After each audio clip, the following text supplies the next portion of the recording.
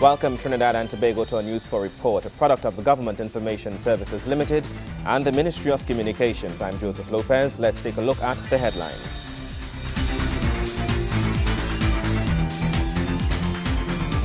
Improving the ease of doing business in Trinidad and Tobago relies on having an effective public service sector.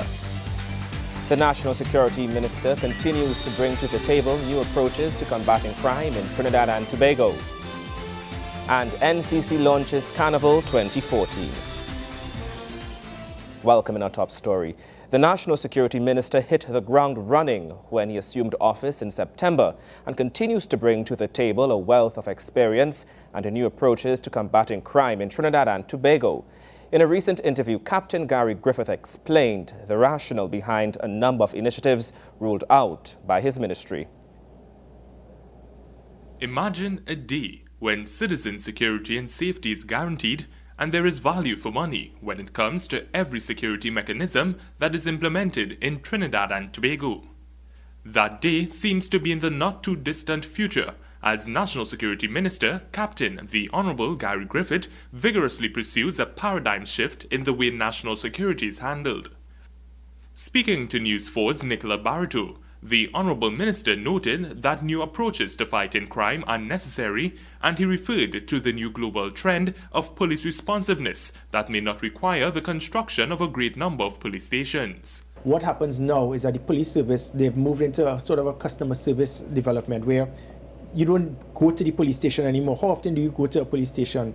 What really happens now is that you make a call and the police come to you. It's like a delivery service. The more police stations you build, it is just, if you build more than what is required, apart from it being cosmetic, it takes away the manpower strength. You have to put more police officers to man the station, and you put less police officers out on the street.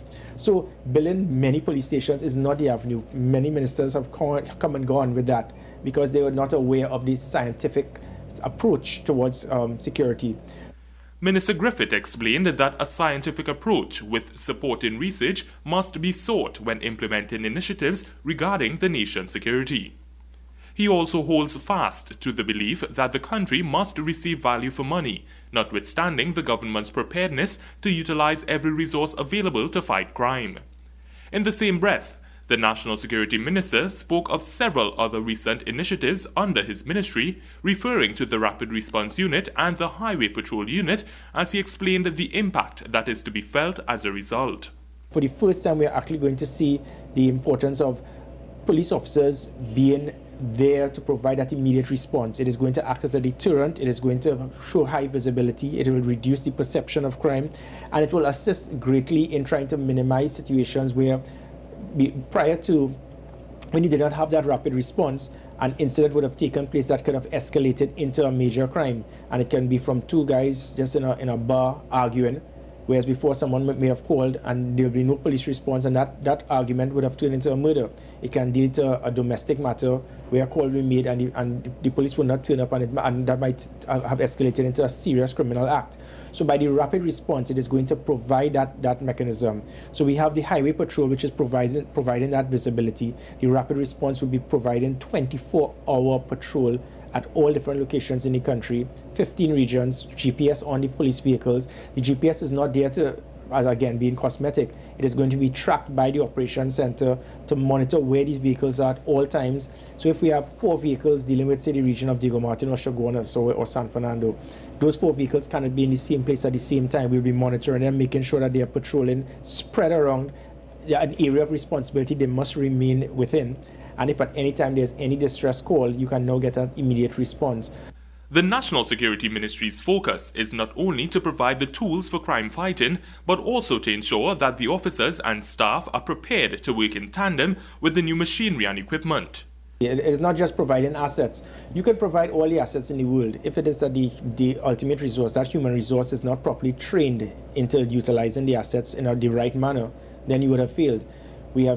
For how long we have gone through the process of giving the police vehicles, and then you give them hundreds of vehicles, and within a couple of years you're back to square one. And the reason for it is that we did not have a proper preventative maintenance for the vehicles. So there's no accountability, there was no transparency to ensure that, listen, you are accountable to ensure the vehicle does not break down, that you do the proper service. So when we go through all of the avenues, we are providing armored vehicles for the police. I'm going to actually change the whole image of the police service, changing the whole uniform from the colonial grey into something totally different. This is a whole rebranding process. But all of that, if there's not proper training, then we will still fail. Hence the reason for the implementation of the National Security Training Academy. This is not to undermine the value of the training that takes place in the Defence Force and the Police Training College, but we need to step up. We need to go one further. Minister Griffith continued to outline the new approach to crime fighting that his ministry has adopted. To hear more on the minister's crime plan and initiatives under the National Security Ministry, stay tuned to TV4 for the full exclusive interview. Nikolai Edwards, News 4. Improving the ease of doing business here in Trinidad and Tobago relies on having an effective public service sector. However, improving this requires transforming public service. This was the focus of the Minister of Public Administration, Caroline C. Prasad-Bechan's one-on-one session with business graduate students titled Innovating for Performance in the Public Sector. As government looks to transform the public sector, Minister of Public Administration Caroline C. Prasad-Bechan says implementing a strategic integrated management system will assist in developing the service. Speaking during a one-on-one session with business graduate students at the Arthur Lockjack School on innovating for performance in the public sector, the minister shared her views on how instituting this system can enhance efficiency and organizational effectiveness. Looking at your core processes and re-engineering those core processes to take out all the waste. And what those processes had to do was to take into consideration the stakeholder requirements. What are the user's needs?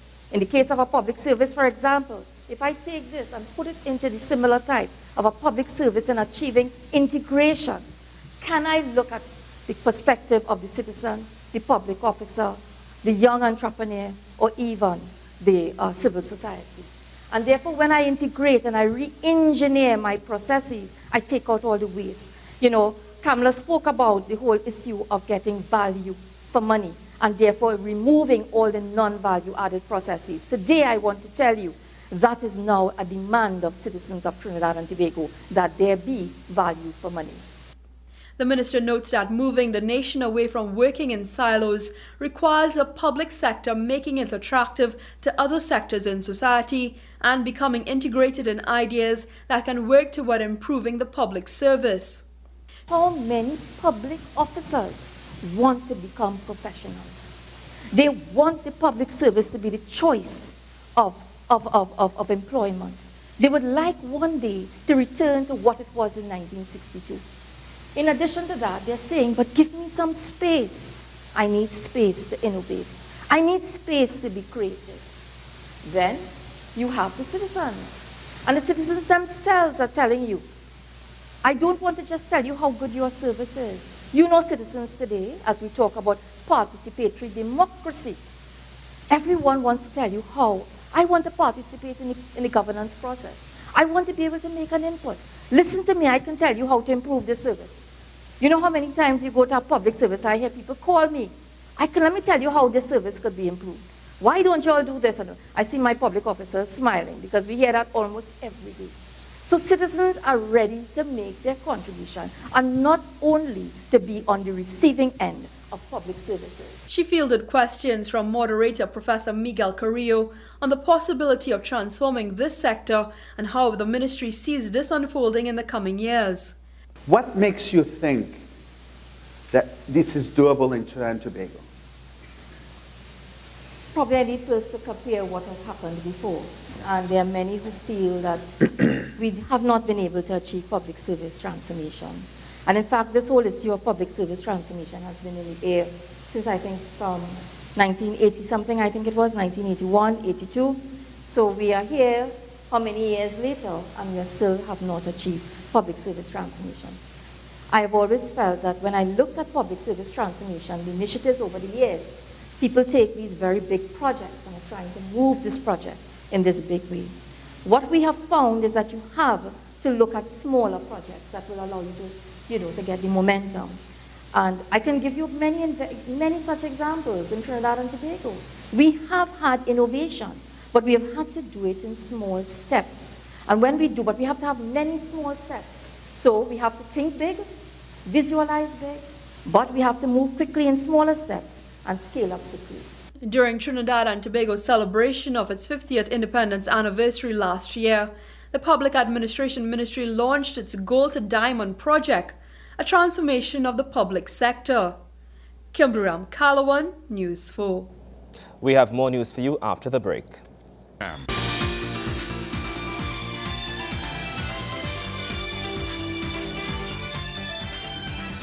Thank you so much for staying with us. While mass bands get their costumes together and soca artists flood the year with their latest rendition for next year's Carnival, the NCC has announced budgetary allocations for Carnival 2014 to have greater accountability. This was made known by Special Advisor to the Minister of Arts and Multiculturalism, Mr. Edward Metivier, in launching the start of the season. Carnival 2014 has been officially launched, and government has allocated a budget of $289 million to the National Carnival Commission (NCC) for its festivities. Special Advisor to the Minister of Arts and Multiculturalism, Mr. Edward Metivier, gave an outline of the expenditure during the ceremony held to mark the official launch. This year, the ministry will provide funding in total of $289 million to the NCC. Of this, $25 million would be going towards the running costs of the organization, its annual operating cost outside of Carnival, salaries and so on. The special interest groups would receive a total of $60 million. The regional carnivals, on which there is a greater focus, will receive $14 million. Chairman of the NCC, Alison Dumas, says 2014 Carnival theme looks to unite Trinidad and Tobago as a nation. We are pleased to launch our theme for Carnival. Many people want Carnival, which is a reflection of all that we are, of our very own Carnival, uniting us as a nation and identifying us as a people.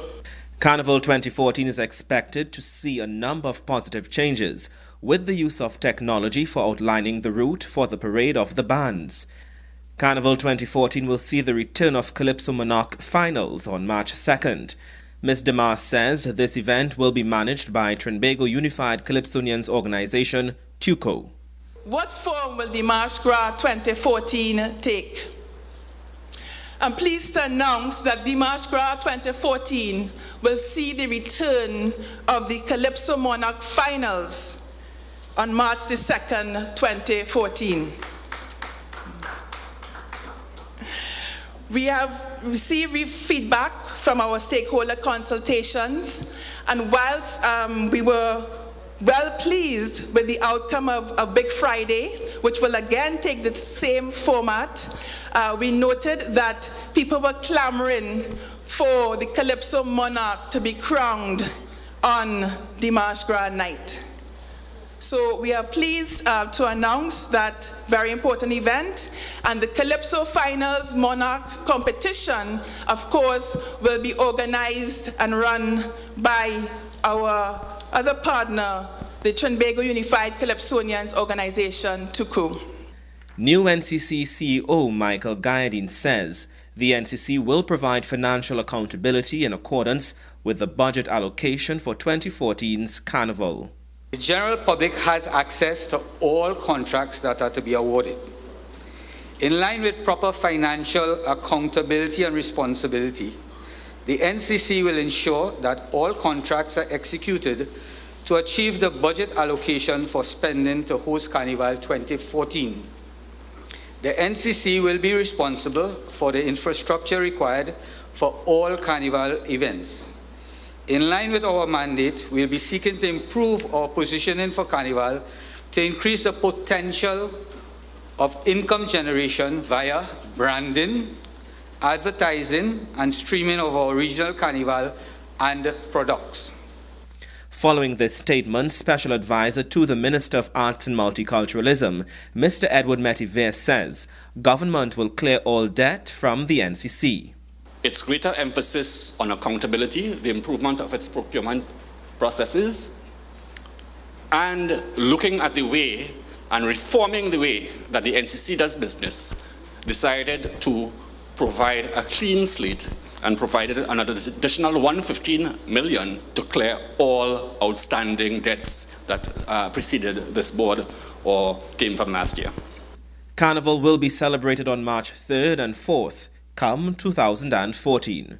Minister of Arts and Multiculturalism, Dr. Lincoln Douglas, says Trinidad and Tobago can follow in China's footsteps if the nation wishes to see progressive cultural development.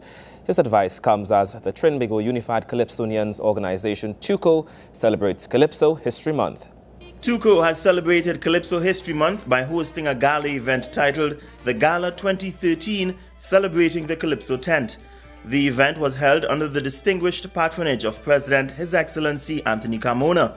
President Carmona, who in his younger years performed under the sobriquet The Prophet of Sisyphus and even made it to the Calypso Monarch semi-finals, was recognized at the event for his contribution to the National Art Form. Thanking Our Excellency for agreeing to be the patron of this evening's event. He has acknowledged the importance of Calypso for our people, and he himself has played an important role in the development of Calypso in our society, and for that we give him thanks. Arts and Multiculturalism Minister Dr. Lincoln Douglas says Calypso means so much to the nation, and its mere existence is testament to its power. Calypso is a great and an enduring tradition, a great music of the people of Trinidad and Tobago, and all of us know that Calypso predates most of the modern music, including genres like jazz and rock and roll and hip hop and all of these things. Calypso existed before these. Only last year we celebrated 100 years of Calypso recording. Started in 1912, the earliest documentation of the genre by a group called Lovey's String Band. And we all know of many, many people, stars internationally, who have sung Calypso and participated in Calypso as a powerful genre that reflects the mind and the culture of our people. Minister Douglas says his ministry takes culture seriously and models their approach after China. He explains a lot can be learned from China's culture. We understand that culture is the very foundation of our society, and any country, any administration that does not take its culture seriously is doomed to fail. Did I say that? And any country that takes its culture seriously will succeed. Some people say that is the reason why China is such a powerhouse today. You remember there was a certain time when they locked down their borders and focused primarily on what they call the Cultural Revolution. It was to instill in their nation the value of their culture, the value of their people, and the value of their way of life. More than 20 awards were distributed to persons who have contributed to the national art form over many years. Persons who received awards included Calypsonians such as The Explainer, real name Winston Henry, Timothy Watkins, aka Baron, Alan Fortune, also known as Brother Mudada, Singing Sandra, whose real name is Sandra Devines Millington, and Llewellyn McIntosh, also known as Short Pants. Gregory McBurney, News 4. Sports news is up after the break. Stay with us.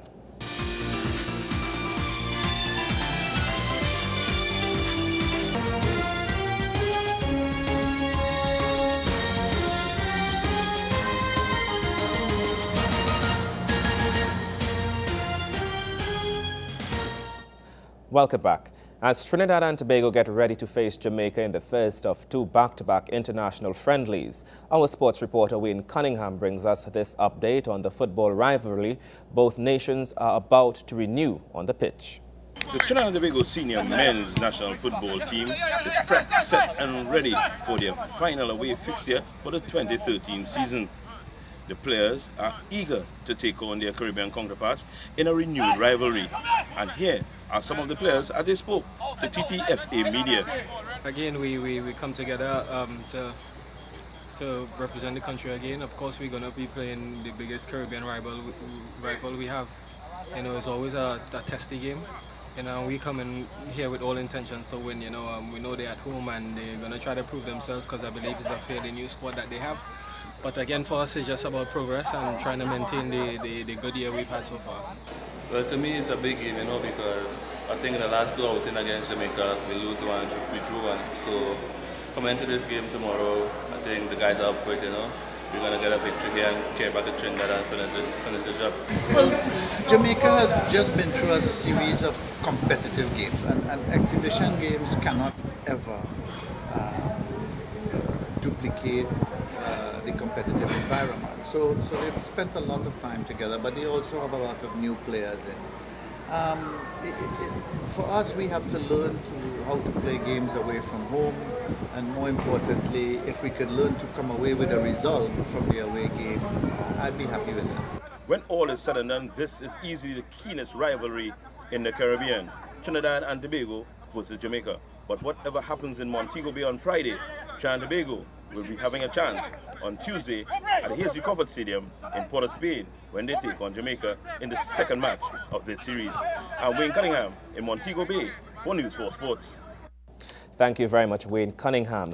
Desalcut, the desalination company of Trinidad and Tobago, will conduct a temporary shutdown of its Point Lisas plant. WASA has deemed this necessary for expansion works in order to boost its production capacity come next year. The Desalination Company of Trinidad and Tobago has advised the Water and Sewerage Authority of Trinidad and Tobago, WASA, of a temporary shutdown of its desalination plant at Point Lisas. This is to facilitate expansion works to enable an increase in the plant's daily output from 32 million gallons per day to 40 million gallons per day by January 2014. The plant shutdown will take effect from 20th to the 25th of November and will have a significant negative impact on WASA's overall supply position in Trinidad. In order to mitigate the effects of this supply shortfall on operations, WASA will implement the following: a relocation of supply from the Carney Water Treatment Plant, introduce temporary supply schedules, institute system of storage at critical service reservoirs, strengthen water trucking service, divert supply from various water treatment facilities to supplement areas in North, Central and South Trinidad, and accelerate a leak repair program. As a result, WASA has asked customers to manage their water use efficiently by reducing consumption, eliminating wasteful practices, address plumbing issues such as leaks at home and overflowing storage tanks, and maintain and establish a system of storage. The authority assures it will provide regular updates and timely notifications of changes in supply schedules. Kimberly Ram-Calawan, News 4. And that story brings us to the end of our News 4 report, a product of the Government Information Services Limited and the Ministry of Communications. I'm Joseph Lopez. Thank you for watching.